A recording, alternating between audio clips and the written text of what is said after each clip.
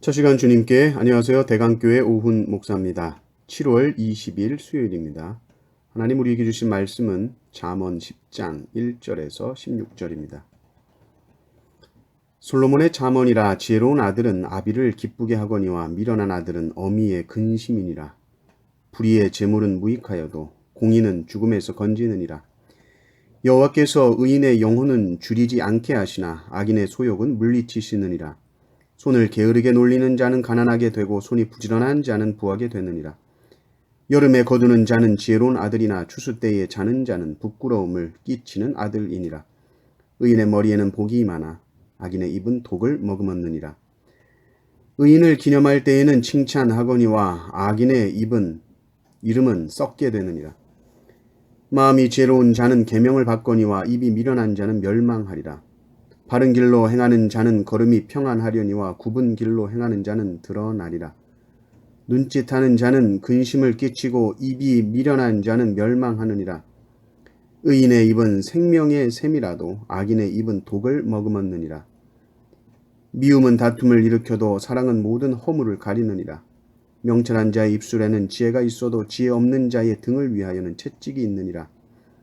지혜로운 자는 지식을 간직하거니와 미련한 자의 입은 멸망에 가까우니라. 부자의 재물은 그의 견고한 성이요 가난한 자의 궁핍은 그의 멸망이니라. 의인의 수고는 생명에 이르고 악인의 소득은 죄에 이르느니라. 아멘. 잠언 10장부터는 이제 한 절씩 끊어 읽어도 되는 짧은 잠언들로 이루어져 있습니다. 어느 정도 주제가 일치하기도 하지만 기본적으로 한 절만으로도 교훈이 되는 잠언들입니다. 이렇게 29장까지 이어지는 것이죠. 아주 선명한 대꾸법으로 되어 있습니다. 지혜로운 자와 어리석은 자, 지혜로운 아들, 미련한 아들, 이렇게 대조를 이루는데, 이 아들의 삶은 사실은 아들 자신만의 삶이 아니죠. 온 가족에게 영향을 끼치고 사회에 영향을 끼치는 겁니다. 지혜와 어리석음을 이 부모와의 관계 안에서 언급을 하는데, 그 까닭이 뭐냐면 여호와를 경외한다는 것은 1차적으로 가정 안에서 부모 공경으로 나타나야 하기 때문입니다. 내 삶은 내 거야. 그렇죠. 아빠가 내 삶을 알아. 엄마가 내 삶을 알아. 왜 부모님은 자신의 꿈을 나에게 강요해? 이렇게 말할 수도 있죠. 물론 부모가 자식의 삶을 내 것인 양 강요하면 안 되겠죠. 부모는 자녀를 존중해야 하고 노하게 하면 안 되고 자녀는 부모를 공경해야 합니다. 그러나 우리가 확실한 것은 부모는 아이가 태어나면서부터 봐왔고 자라는 모든 과정 속에서 함께 했습니다. 내가 알지 못하는 나를 부모님은 아실 수 있죠. 부모님의 말을 그러므로 새겨 들을 수 있다면 그것은 인생을 더 지혜롭게 사는 비결이 됩니다. 먼저는 재물에 관해서 이야기합니다. 어떤 아들이 지혜롭고 어떤 아들이 미련한가? 미련한 아들은 재물 자체가 목적이 됩니다. 그래서 재물을 얻는 수단과 방법이 중요하지 않습니다. 돈 많이 벌면 장땡이라는 거죠. 불의한 방법이라도 돈만 벌면 된다. 그것은 미련한 아들입니다. 여러분, 재물이라는 것은 우리가 정당하게 얻은 재물이라 할지라도 그 재물이라는 것이 인생의 모든 문제를 해결해 주지 못해요. 하물며 불의한 재물이 어떻게 우리에게 복이 될 수 있겠습니까? 악인의 소욕은 어떻게 한다고요? 하나님께서 물리치신다 그랬어요.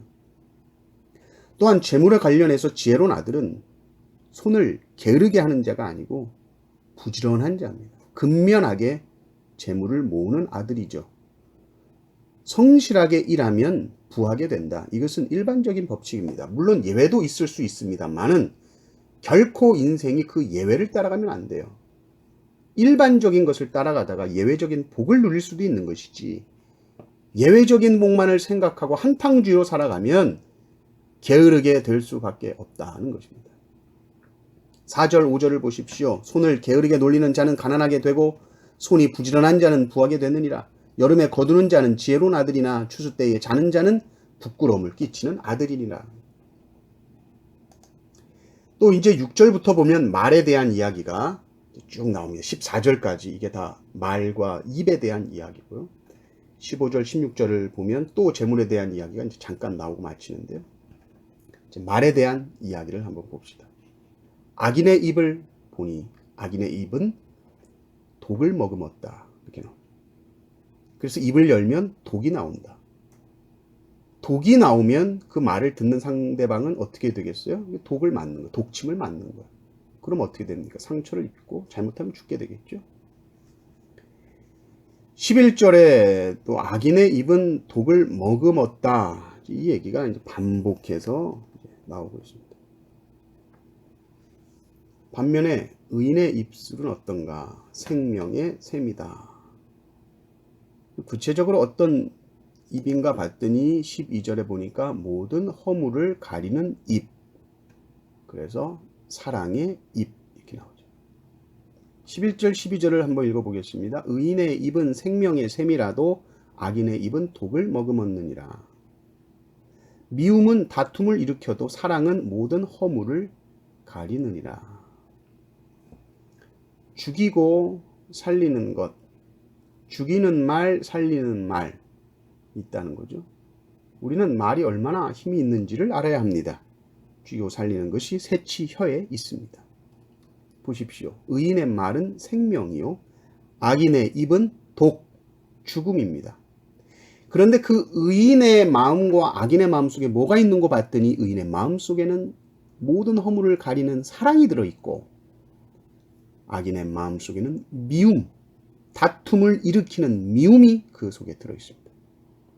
미움, 짜증, 귀찮은, 화, 여기서 나오는 모든 말은 사람을 죽입니다. 상대방을 위해서 하는 말이라고 하지만 자기를 위해서 하는 말이에요. 자기 안에 있는 온갖 더러운 것들을 다 쏟아냅니다. 정제되지 않은 독을 쏟아내고 듣는 사람은 죽어요. 그러나 그 안에 사랑이 있으면 같은 말을 하여도 그것은 생명이 됩니다. 말의 내용이 공의롭다, 공정하다, 맞는 말을 한다, 그게 중요한 게 아니에요. 말할 때 태도, 말할 때 눈빛, 말할 때 마음, 이것이 훨씬 더 중요합니다. 내가 혼을 내든 칭찬을 하든, 혼을 내야 될 때도 있지요. 잘못을 책망해야 될 때도 있지요. 그리고 칭찬을 해야 될 때도 있습니다. 언제나 칭찬할 수도 없고 항상 혼내는 것도 아니죠. 혼을 내든 칭찬을 하든 그 속에 사랑이 있으면 그것은 타자를 살리는 것이요. 그 속에 미움과 분노를 가지고 말하는 모든 것은 상대를 죽이는 것입니다. 화가 나 있을 때는 입을 열지 마십시오. 독이 나갑니다. 나의 하루를 망치는 것이고 상대방의 하루를 망쳐요. 야고보서 1장 19절의 말씀에 내 사랑하는 형제들아 너희가 알지니 사람마다 듣기는 속히 하고 말하기는 더디하며 성내기도 더디하라. 그래서 지혜로운 자는 쉽게 입을 열지 않습니다. 오히려 듣는 것에 더 집중합니다. 겸손히 듣다 보면 그 사람의 진심이 들립니다. 잘 말하는 것 중요하지만 잘 말하는 것보다 잘 듣는 것이 훨씬 더 삶을 풍요롭게 합니다. 아이의 말을 잘 들어보십시오. 가르치려고만 하지 마시고 남편의 말을 잘 들어보십시오. 아내의 말을 잘 들어보십시오. 직장에서 부하 직원 또 상사의 말을 잘 들어보십시오. 그의 진심이 들릴 때까지 들어보십시오. 우리가 말하고 있을 때는 결코 배울 수 없습니다. 오직 들을 때만 배울 수 있습니다. 이 지혜가 충만한 성도님들 되시기를 주님의 이름으로 축원합니다. 아멘.